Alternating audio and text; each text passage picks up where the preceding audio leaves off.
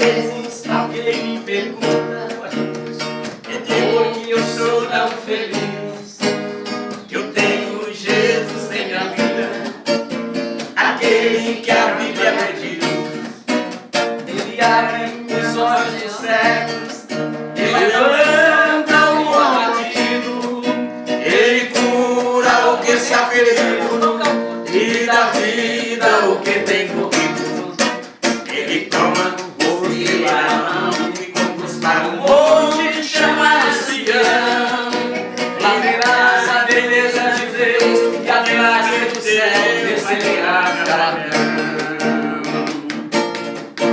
Meu amigo, aceite Jesus, não rejeite o caminho, não apague esta luz.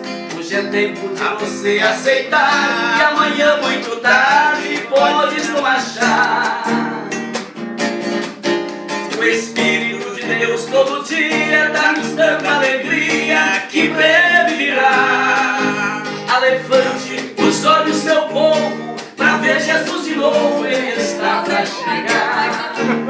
Levante os olhos, meu povo, pra ver Jesus de novo, ele está pra chegar.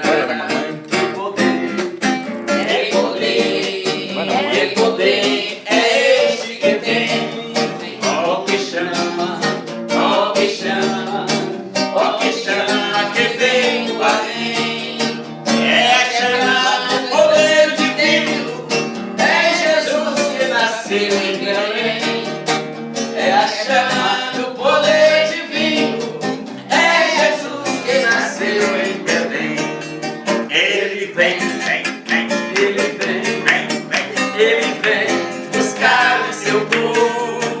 Ele vem, ele vem, ele vem buscar o seu povo. Pra entrar no reino de Deus é preciso nascer de novo.